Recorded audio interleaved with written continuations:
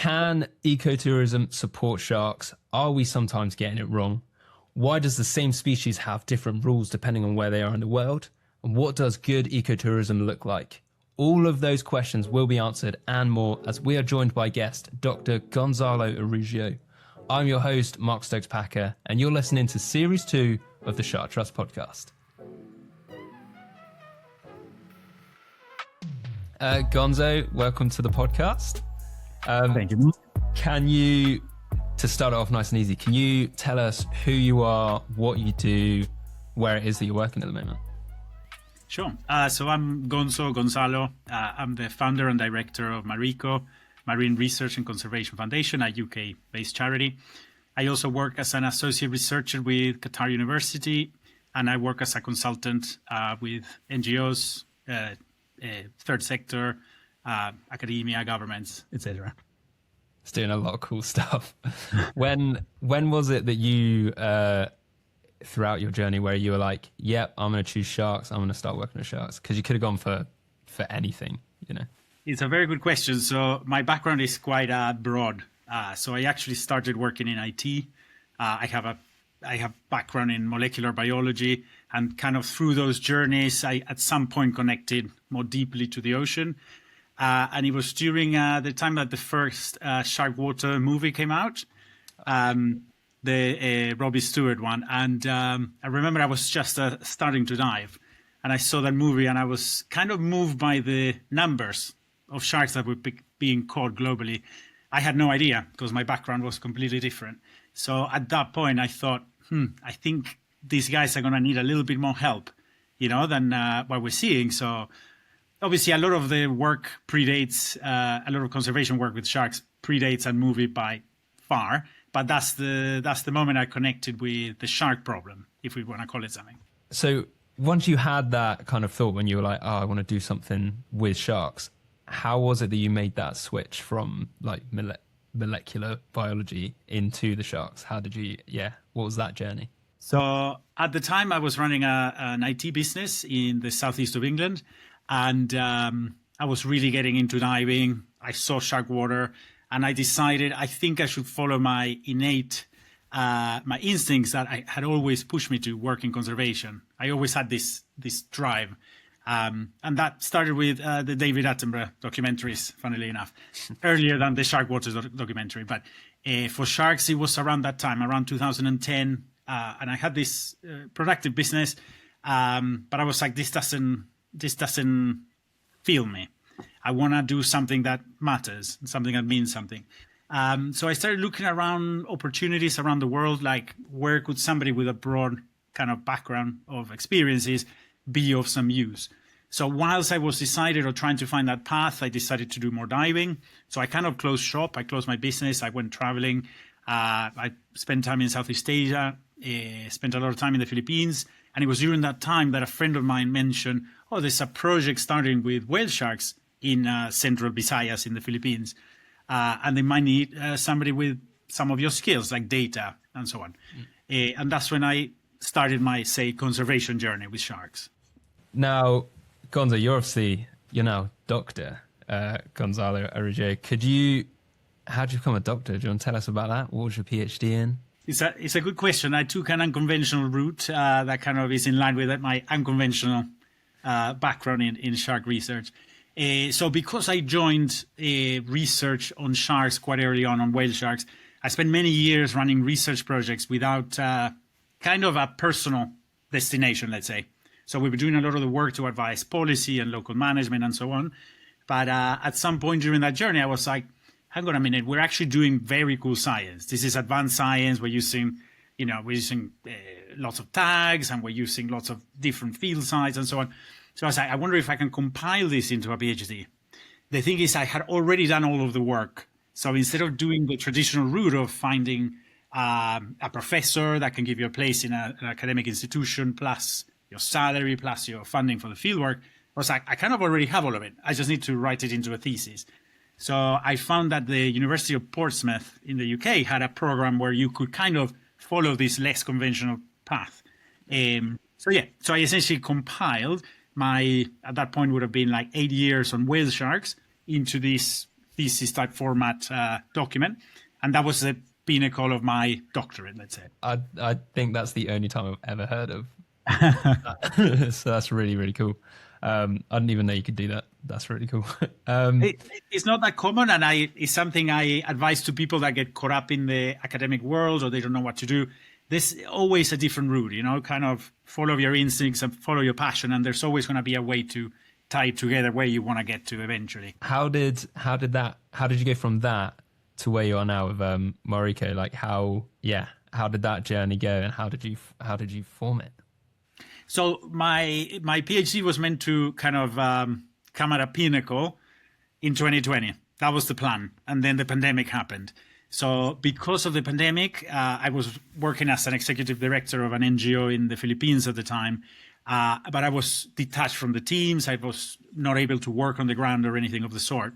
So essentially it came to me an idea. I started to see projects around the world, like small charities, small initiatives, essentially crumbling because they didn't have support on the ground. The structures were built from far away. They were relying on the wrong people.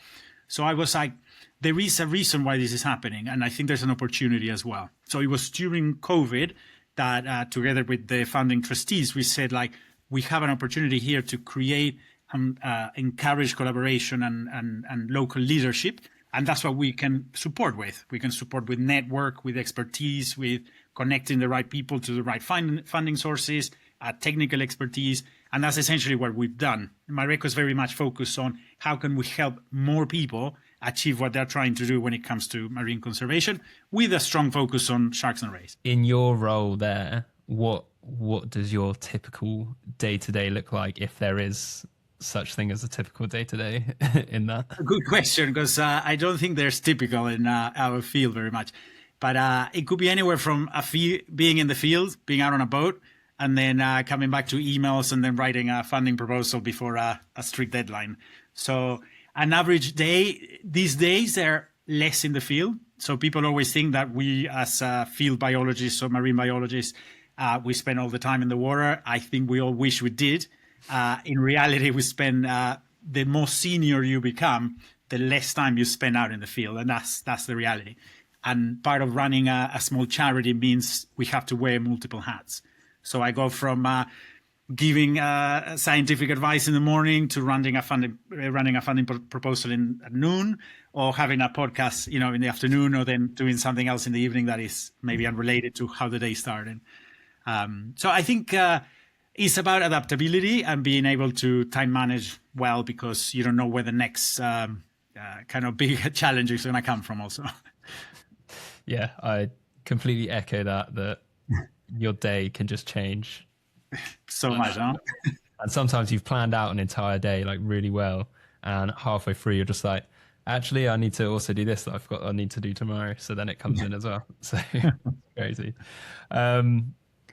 Now this series 2 of the Shark Trust podcast, we're looking at living with sharks. And basically we wanted you on because you know a lot about ecotourism. MARECO have been working on codes of conduct and stuff like that, and ecotourism is kind of the obvious choice for living with sharks because it's literally people and sharks sharing those spaces.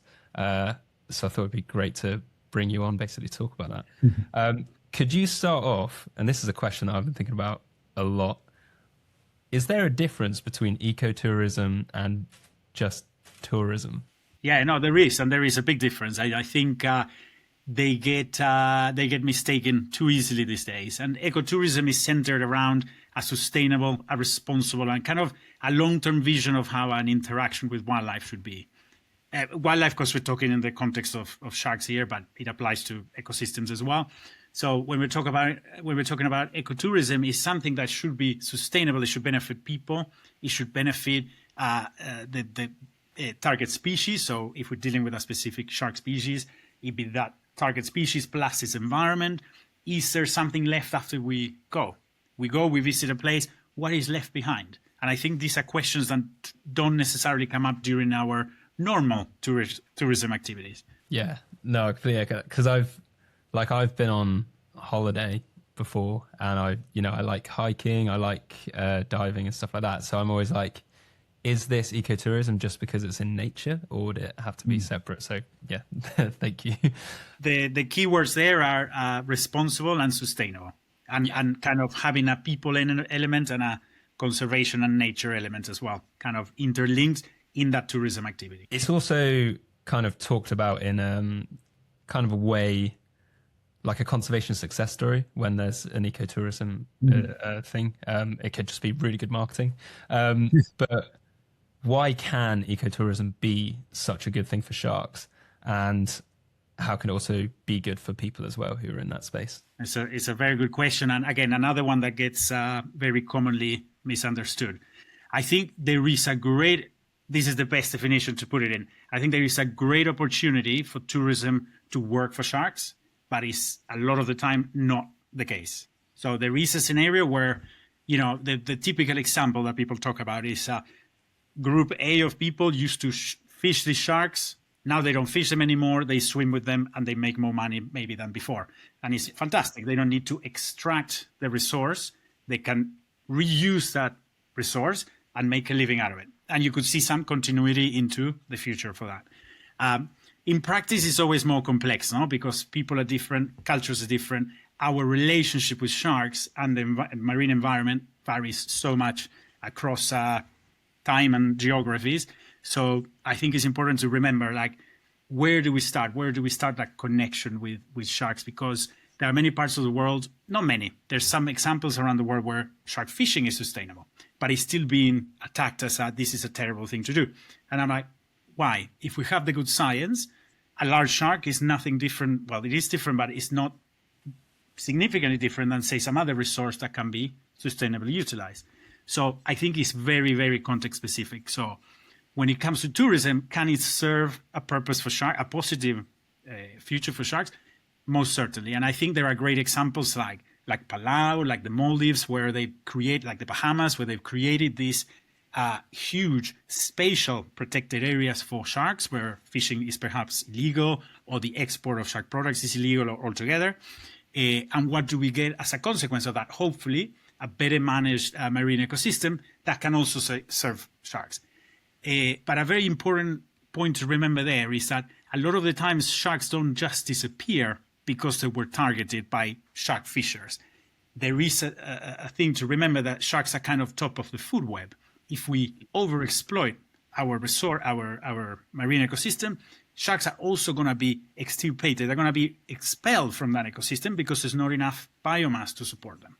So typically they go hand in hand. We have depletion of the ecosystem, also hand in hand with illegal, bycatch of sharks, for example. Yeah. But in many cases, it's not because we are specifically targeting sharks that they're all gone. It's just that we've depleted the ecosystem so much that it just cannot sustain those top predators. No, I completely agree. And with the kind of like shark tourism that goes on at the moment, is there?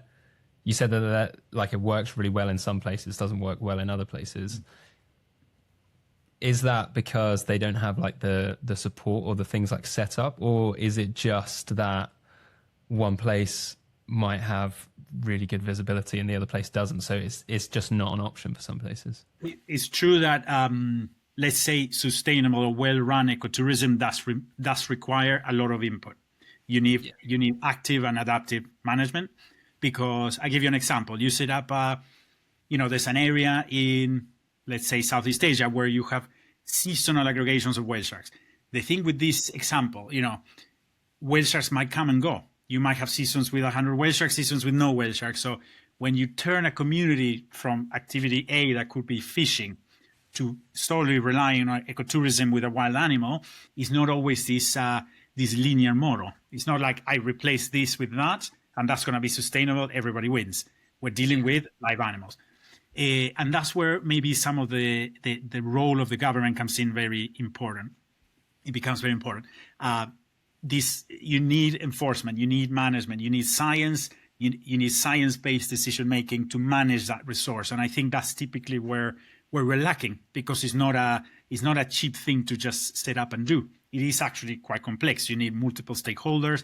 You want whoever is in charge of that ecotourism activity to be a stakeholder in that. So again, it is the model itself is great in concept. To actually get it to a perfect model is something else. It's a bit more complicated. Everything seems to always be have a lot more detail in it needed than the idea itself.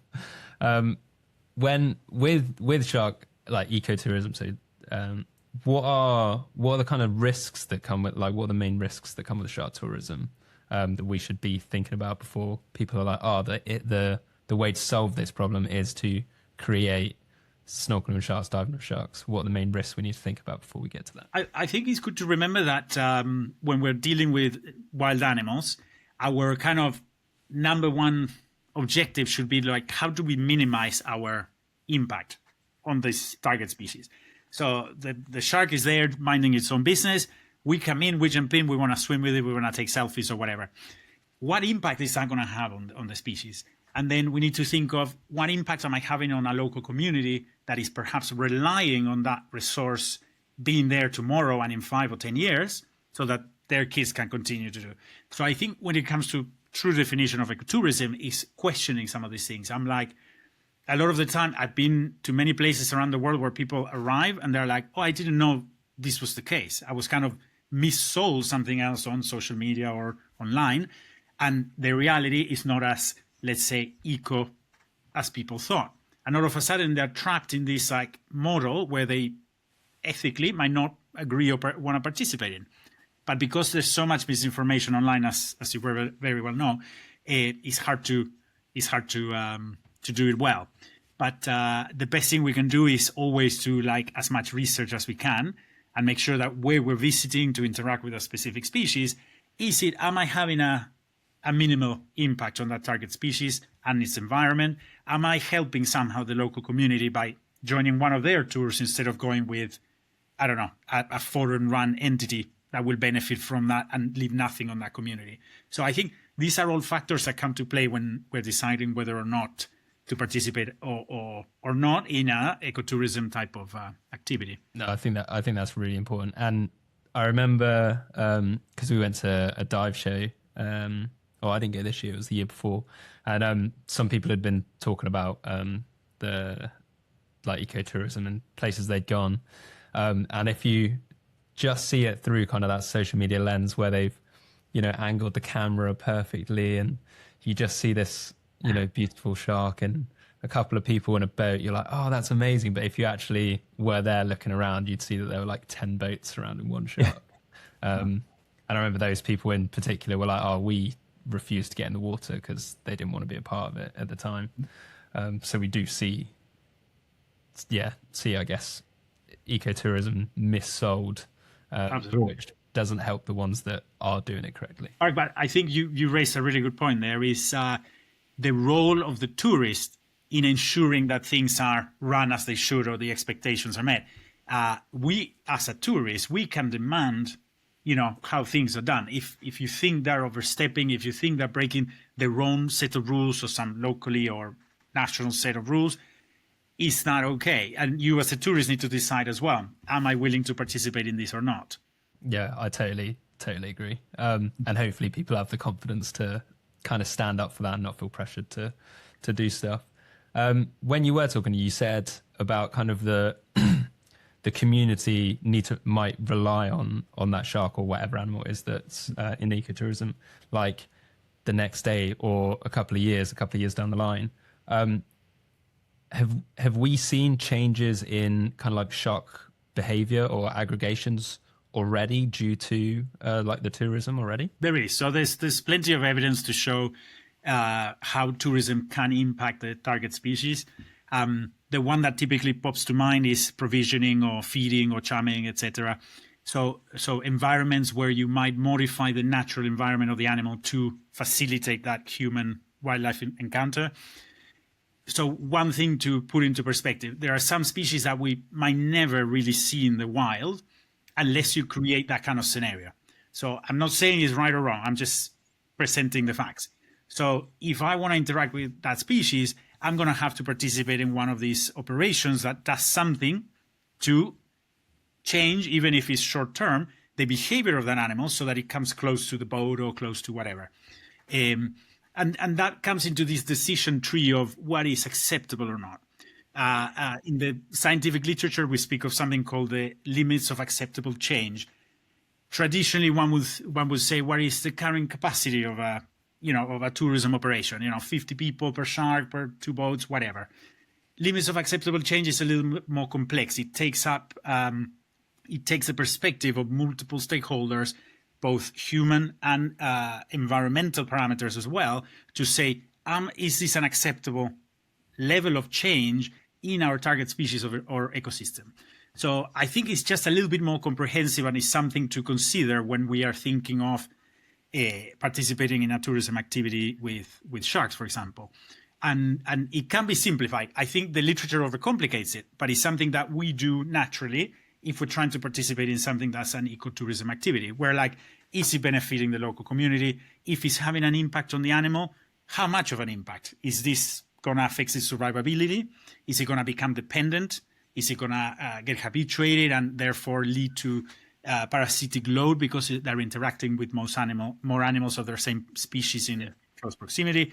So there's all these questions that we can ask ourselves and come to that conclusion of, is this acceptable or not for our tourism participation? And I think if we want to analyze each tourism site individually, because we kind of have to, because no one model fits all, we'll see that maybe many that we think are eco are not maybe necessarily so, and some that we think, oh, wait a minute, they do this and that might modify the behavior, but all the other things are green ticked, let's say, maybe it's not as bad as we think it is.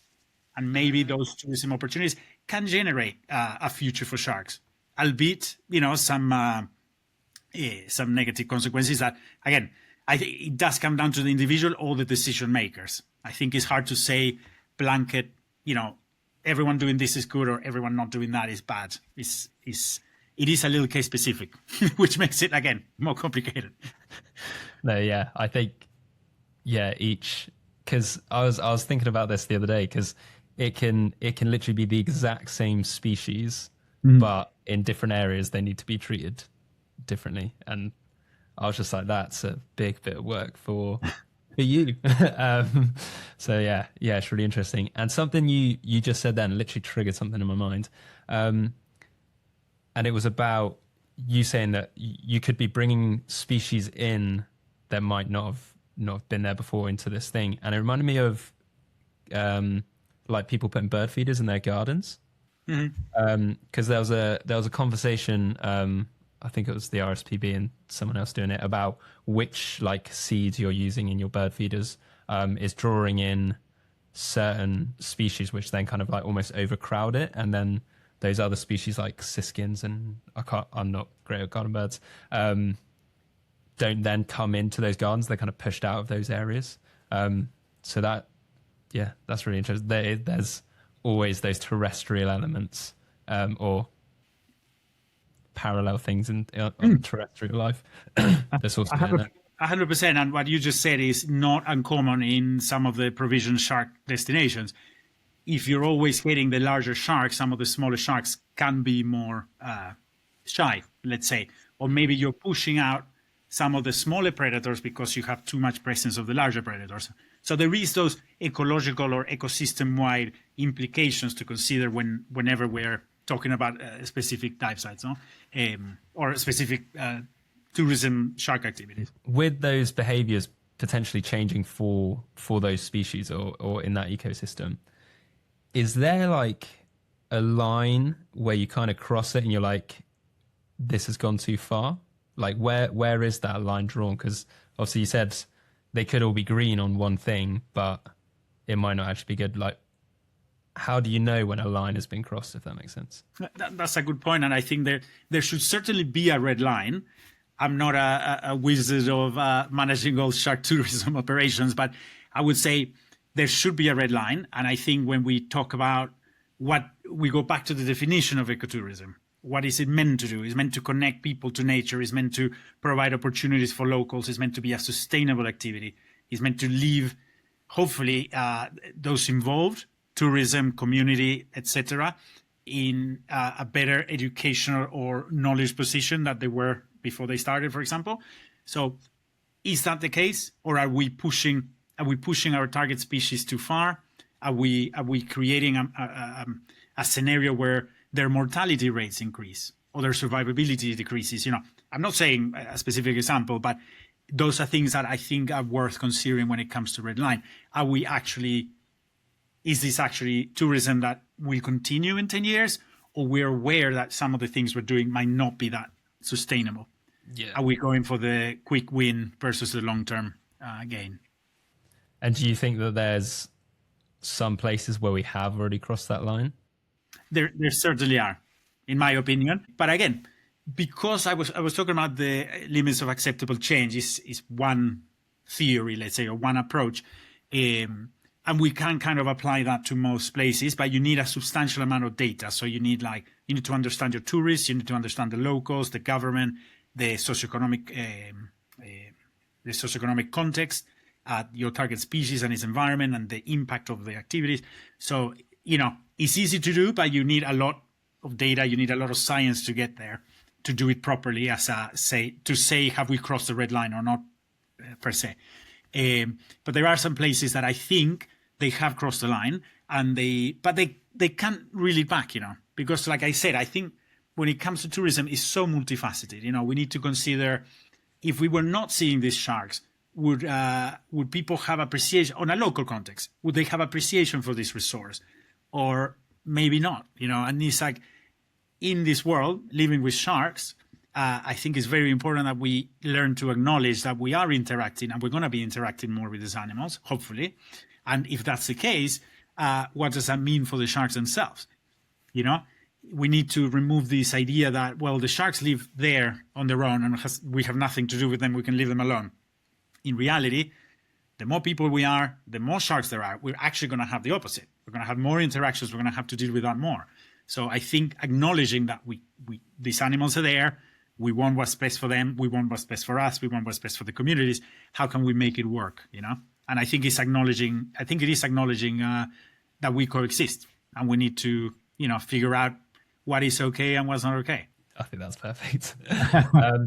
We're going to stop there quickly. So we're now going to have a little quick break where we're going to hear from the sponsor of the shows, Surf Ears. But please stick around after the break as we're going to dive straight back in with Gonzo. This episode is brought to you by Surf Ears, the earplugs that let sound in but keep water out. Perfect for diving, surfing or snorkeling. Surf Ears 4.0 feature a re-engineered fused core and mesh design, paired with tough silicone rubber, making them more durable than ever. They're designed with sustainability in mind, using materials like ocean plastic and recycled silicone. We've tried them and honestly, they're a game changer. Comfortable, eco-conscious, and they actually work. Thank you, Surf Ears, for sponsoring this episode and keeping our ears happy and healthy. Welcome back after the break. Gonzo, we're going to jump straight back in. We were just talking about that kind of like red line and whether we think it has been crossed before, and kind of what we do with that. Is there anything else you want to add before we move on? Yeah, I think it's good to remember that it all comes down to the type of tourism that we want for our sharks and our planet. And I think the red line could be arguably put, have we compromised animal welfare or ecosystem function? And that could be a definition of what that red line is. It's a bit broad, but it's something that we can have science try and answer those questions if we want to put a red line per se. Yeah, and I guess that then is, because it's measurable, it is something you can be like, this has gone too far. Mm. And before, when you kind of said, like, once it's there, is there an element of, if you've started this kind of tourism industry and you've changed the shark's behavior in a certain way, if you then say you're like, oh no, that's crossed the line, like you can't do that, and then it kind of just completely stopped, would that also be bad because you've changed that shark's behavior and then you've suddenly stopped it? Like, they might go to that area because they're like, oh, this is where we eat now. Mm-hmm. And then suddenly the food's not there again. Would they revert back, or yeah? It's a very good question, Mark. I think in the marine space, the earliest studies to do with tourism and conditioning and provisioning come from marine mammals, dolphins especially, or particularly. And I think they have examples where, for example, where a mother would stop feeding the calf because she was more interested in the food that was being provisioned, for example. So that had a huge impact on calf survivability, right?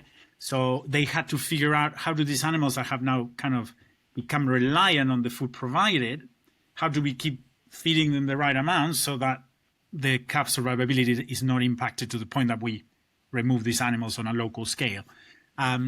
My experience with sharks is that sharks are highly adaptive and adaptable. Sorry, they're highly adaptable. So I have been in circumstances where, you know, I've worked at a provisioning site in the Philippines that is world renowned for having mass tourism. You know, they had over 500,000 people there per year. It was like a huge site, and some of the resident sharks become very, very conditioned to the point that we see the same individuals day after day after day over many years almost.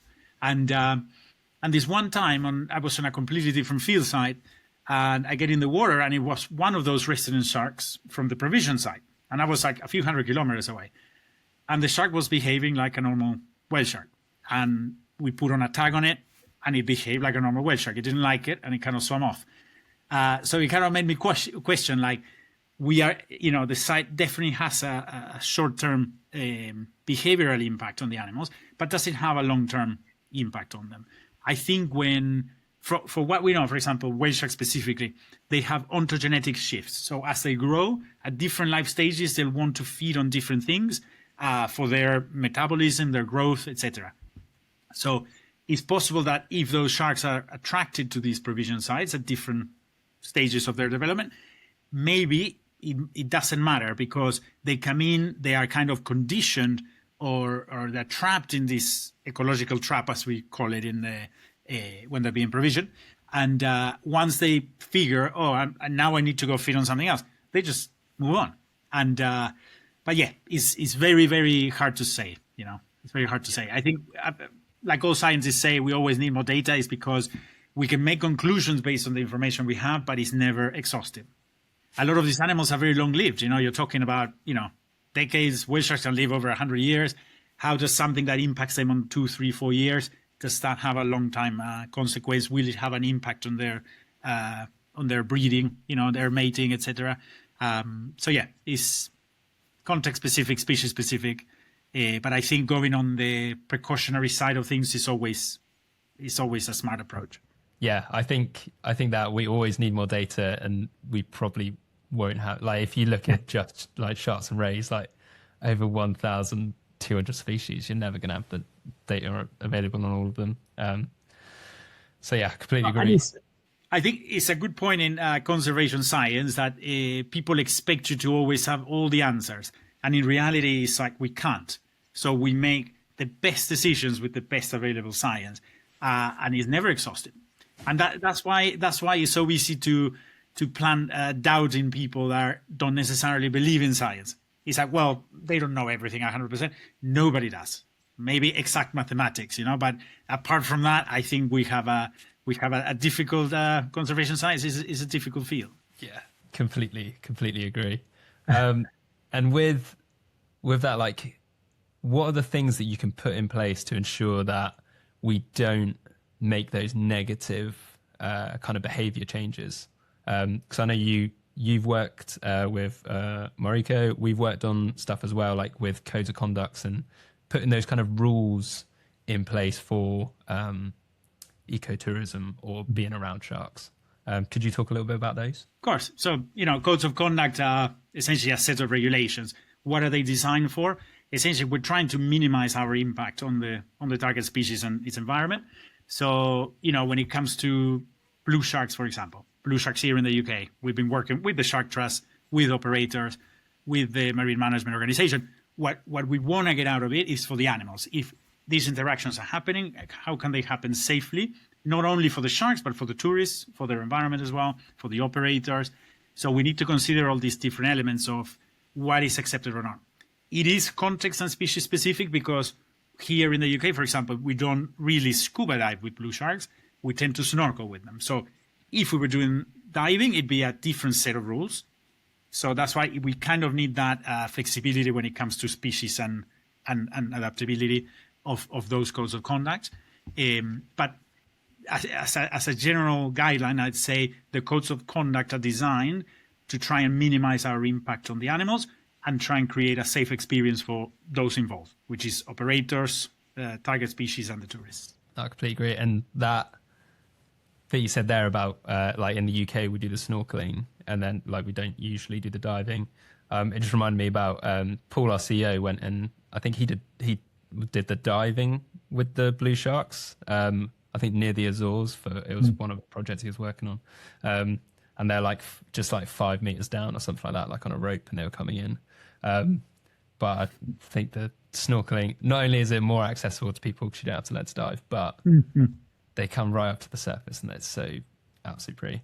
I actually went on a blue shark snorkel in 2024 nice. In July here in Plymouth. It was the first time I'd seen a shark in the wild. Wow. But I was so impressed because what year was it that you guys finalized the blue shark code of conduct?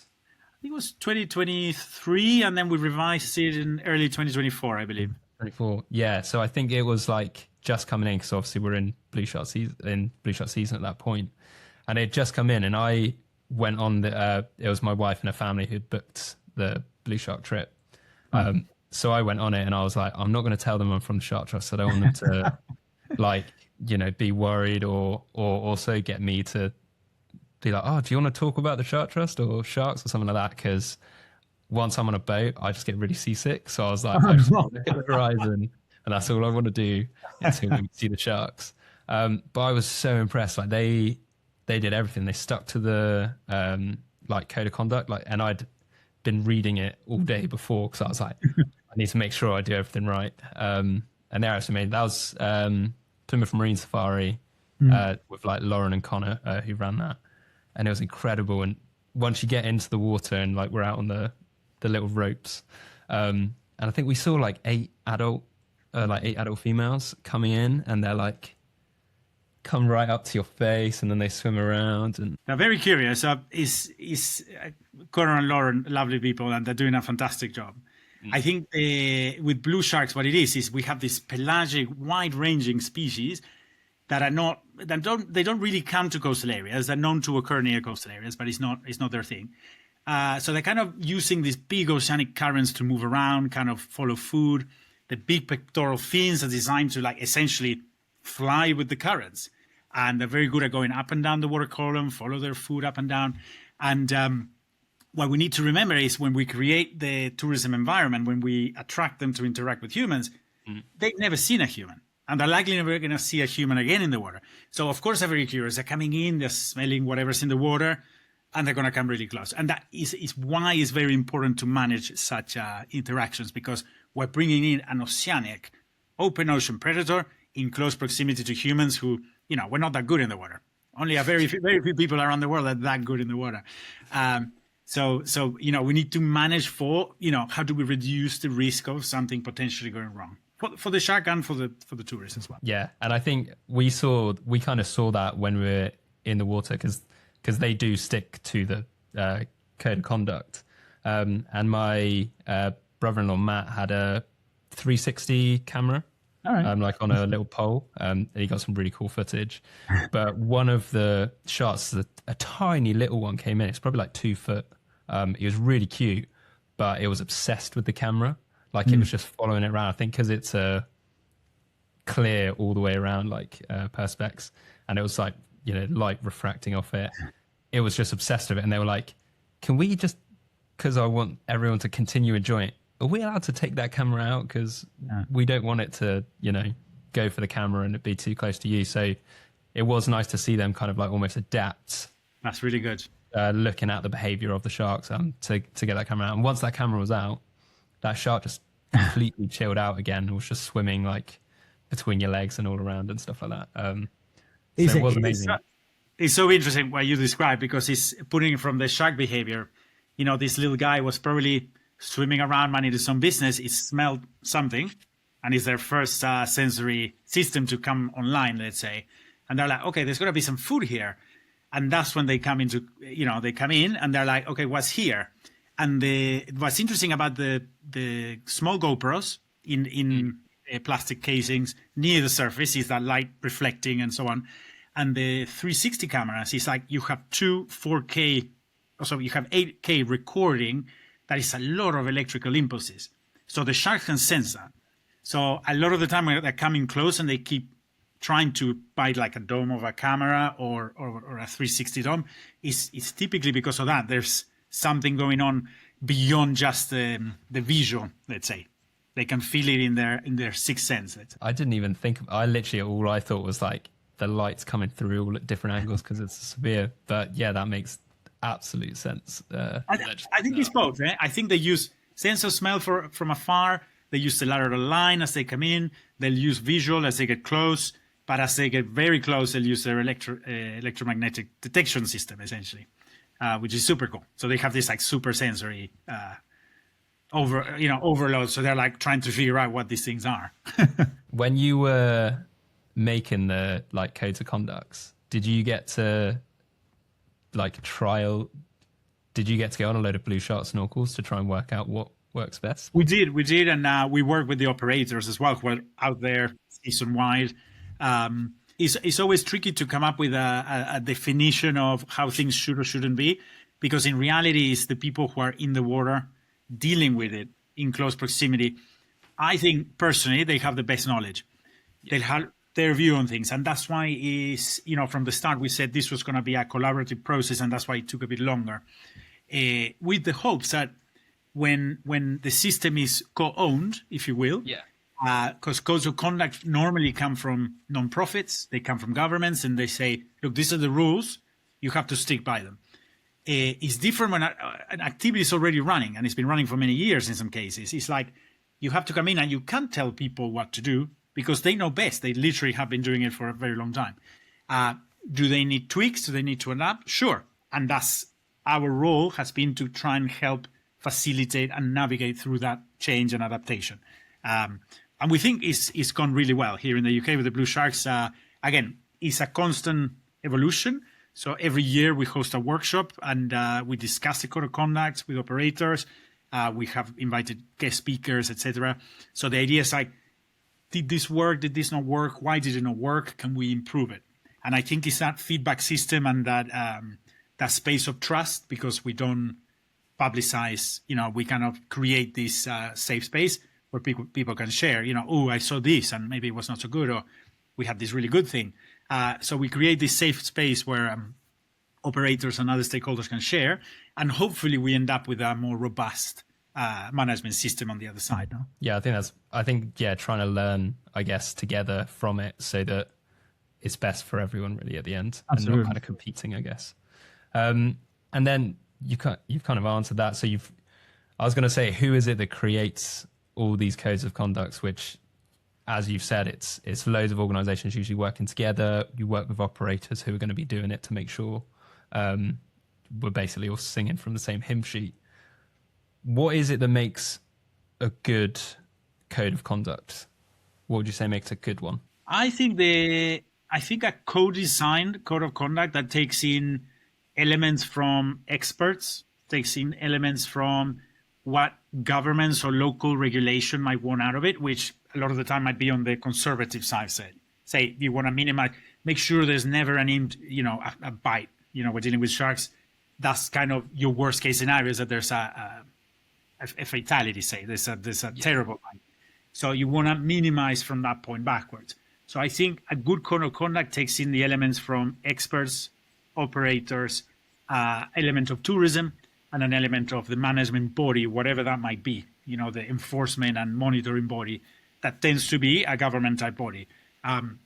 So I think ensuring that all aspects are covered through that process is going to be a good code of conduct, because it means it's not totally driven by an operator that might just have profits, for example. Yeah. Or it might be the NGOs who want like no disturbance, like zero disturbance with the animals, which in many cases, and there are many organizations, don't even believe in interacting with animals in the water, full stop. So, you have these contrasting points of view. How do you navigate that? So I think if you can meet those people in the middle, you're going to have that really good and productive output. and a product that works for everyone. Having those rules, having those code of conduct, that's one kind of part of it. But is there a big challenge with enforcing it? Like, how do you make sure that people are sticking to the code of conduct so it doesn't have those negative effects on the shark's behavior? So I think we'll go a step backwards. Essentially, we have typically with shark interactions around the world, we have voluntary or kind of enforced codes of conduct. We tend to deal more with the voluntary ones. It's like, hey, we're interacting with the species. How can we make it more sustainable, less impactful on the species? So they tend to be voluntary codes of conduct. It means nobody's in trouble if something falls outside that set of guidelines. Then we have the kind of mandated codes of conduct that might be a set of regulations. It might be a local policy or national or provincial, whatever, which is, for example, the case in Western Australia. Western Australia has also always been used as the gold standard for whale shark interactions. I keep going back to whale sharks because it's a tourism that's been running for over 30 years across, kind of 25, 30 sites globally. So there's a lot of evidence, there's a lot of science to share and compare, essentially. Yeah. So it's a very good insight into how shark tourism can or shouldn't work. And Western Australia, what they've done is they have a very strict licensing system. So if you break the rules, they remove your license. And it's a very expensive product to go out and see the whale sharks in Ningaloo Reef. But it's very well run. The operators are very much on the ball. If you step out of line, they remove you from the water. If you touch the whale shark, they'll get you to land. They get rid of you. There's a fining system. And what's worse is on the operator. So it's the operator's responsibility to ensure that the guidelines, the code of conduct is followed. And if they don't follow, so if the tourists break the rules and they didn't enforce it, they get in trouble. And that's a livelihood. So they literally cannot afford to do it, for things to go wrong. So I think it's the gold standard, but it's Australia. It has the means and the resources to make this hands-on enforcement system where they work very closely with the operators. The government, I mean. But they have a huge budget. You need money to run those programs, to engage, to enforce, to monitor, go out on the boat and see how they're interacting with the whale sharks and so on. So I think when it's big enough, that's where government should come in and say, well, you guys have a potentially a multi-million-dollar business here. Should you be running it however way you want? Maybe there should be a set of boundaries that protects the industry, and that's at the bottom of it. Assuming we have a sustainable tourism model, the role of the government should be to protect the livelihood and the tourism model. And it means that everyone all of a sudden is accountable for making sure that's the case. So we want to, you need operator buy-in, and you also need that close collaboration with whoever is that government governing or enforcing body. And with areas that maybe aren't kind of that big with the kind of a lot of money in there, do you think there's a bigger role there for the local community to then be involved in it? Yes and no. I think that's what we were talking earlier about, the role and the responsibility of the tourist. I think that's where it's almost like if you're visiting a remote community and they're doing an interaction with a wild animal that maybe is threatened or whatever, you want to ensure that the interaction is somewhat sustainable and is reeled back. So it's your responsibility as a tourist to say, hey, no, why do we need to get that close? Do we need to be poking it? Do we need to be hanging on to it? Do we need to touch it? Because the local community, a lot of the times, especially in remote places, might not have the tools or the skills. They might have they might have language barriers, for example. They might have limited training. So how do they enforce? It's not in their repertoire. So of skills or access. So that's where I think those more kind of local or provincial governments can come in and support that, or is where NGOs or nonprofits can also make a difference, because they might be on the ground in these remote areas, so they can help with the side of monitoring. Again, it's not the role of tourism of nonprofits to enforce anything. Yeah. To be fair, it's not our role. We can help and improve things, but it's not our role to make sure it's following a set of guidelines or regulations or whatever even at a local government level.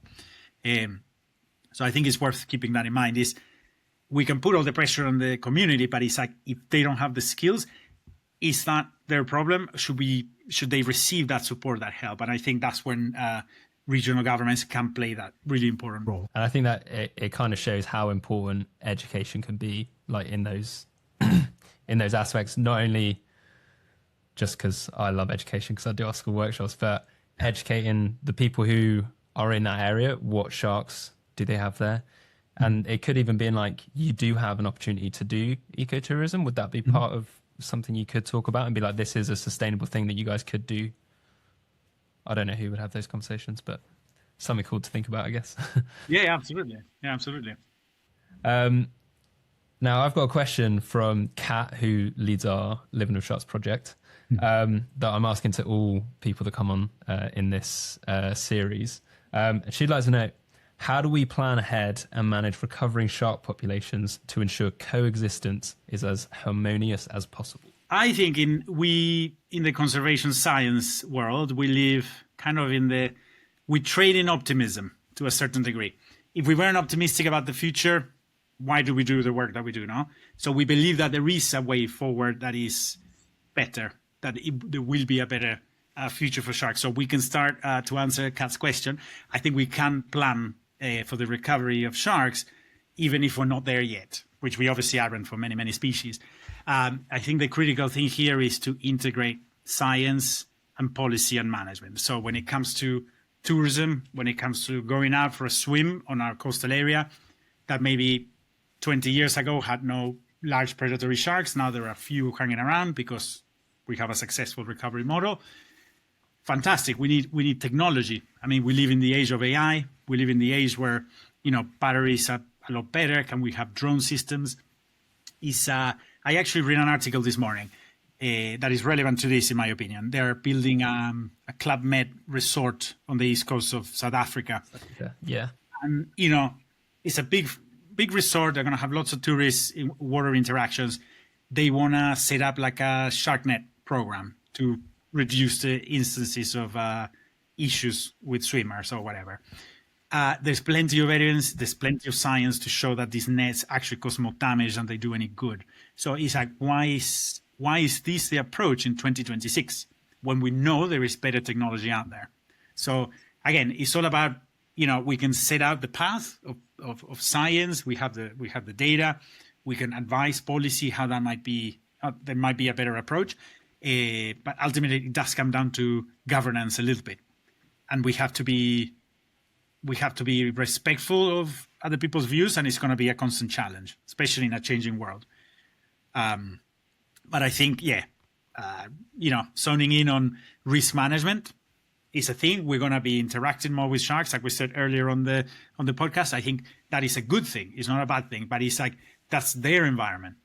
But now it's becoming more of ours. More people swim, more people go out and do water activities. So how do we manage for that? And I think technology can play a major role. Without compromising on the success of that shark recovery program that exists and is going on around the world. I think a huge key point of what you've said today is having that kind of collaboration where everyone's involved and it's not just one organization or one person making a decision for everyone, where everyone works together and they kind of get to that sweet spot in the middle. I thought of another question, which is, say someone who's listening, someone who's watching this, is thinking about going on an ecotourism trip. Is there things that they can look for to ensure that they're going on one that is sustainable, the one that is conscious of the things we've discussed today? In the UK or globally, you mean? We can answer both. Start with UK. No, well, I think, it goes back to the questions we did earlier. And I was saying, like, what do we think is acceptable or not? There are very, very, very good examples of good shark action in areas where maybe the species or the ecosystem is not compromised. Like, largely, the Maldives has a good abundance of sharks. So if you go on a trip around the Maldives, you're going to see sharks and rays, for example. That, as you very well know, is not the norm. I've spent many, many years I lived for 10 years in Southeast Asia. And at some point, I was in the water every day. And it was a rarity to see a small shark or a small ray. So when you go to places like the Maldives, you go to places like Socorro, Revillagigedo in Baja California, in Mexico, you go to Galapagos, you go to Palau, and you see abundance of sharks and rays. This is not the norm. This is like these last, pinnacles of shark abundance and biodiversity because of doing a good job at managing those animals.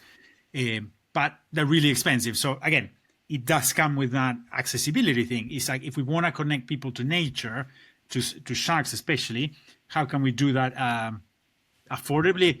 It's a good question.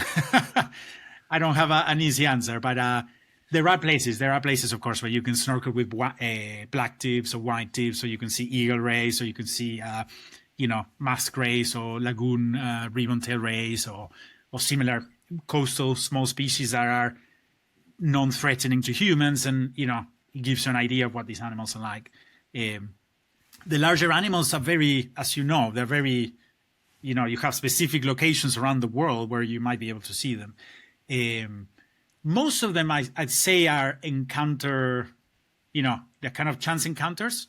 Like, I've been lucky to work and spend time on the Ningaloo Reef in Australia, and you'd be swimming and maybe you see a tiger shark. But it's not the norm. It's like you're very lucky on one day out of like hundreds of days in the water, you see a tiger shark. But there's other places like Bahamas or South Maldives where they facilitate interactions with tigers, or Hawaii or Florida. There are places where you can see tigers with more frequency. So depending on the species, I think you're going to have a host of questions. And I think I would start through that. I would start with, is it benefiting the local community? Is it having an impact on the species and its environment? And then start with those. Those questions, I think, are pretty basic to start with. It's like, is my interaction with an animal going to have an impact? Because if you say yes, you probably want to rethink where your tourism destination is going to be. And I guess it goes back to that bit earlier, where if you have booked it and then you turn up and it's not what you expected, you can just not go in. Yeah, exactly. Yeah, of course. We've got that free will. Yeah, of course. We're coming to the end of today's episode, and something we love to do at the end of all of our episodes is bring us back to why we love sharks and why we work in it anyway. So, Gonzo, could you tell us what you think is the best shark or ray, and explain why as well? That's a tough one. I'm not going to lie. At the moment, I don't know. I'm lucky that I work with many species. So when you work with some of the species in detail, you can literally dive into their full biology, ecology, and really start winding down on. There's so much we don't know, and I think I find that really, really fascinating. The fact that we still don't know a lot about a lot of the species that we think are very common, including like the whale shark or the tiger shark. They're very common species, let's say, in terms of tourism interactions globally, and yet we know very little about them. We know a lot, but there's still like huge questions that remain. For example, we don't know where whale sharks mate. We don't know where they give birth. And, this is a species that attracts, literally millions of tourists annually around the world. And we still don't know where they pop. So we can't protect that habitat because we don't know where it is. We have, we take small, how do you say, I'm lost for words.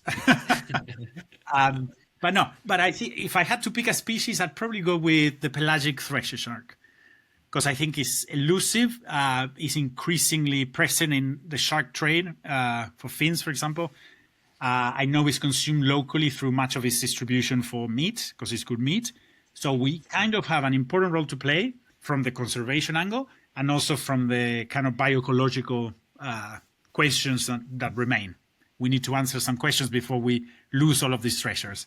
That's a very good choice. Have you ever seen a pelagic thresher yourself? I have indeed. I was lucky that when I started in the marine sector, I did my dive master in Malapascua in the Philippines. So a daily treat was to interact with pelagic thresher sharks, which was very lucky. That's cool. I absolutely love that. And if listeners and viewers wanted to find out more about you, find out more about your work, where can they go to get it? Have you got social media? Have you got a website? stuff like that? Yeah, so they can follow our MARECO work on socials or our website. Also, you can visit and follow our work on mareco.org.uk or at mareco_org or Gonzo_Araujo, my last name. Fantastic. Thank you. Thank you again for joining us on the podcast. It's been absolutely amazing to talk to you and learn about how we can coexist with sharks now and in the future.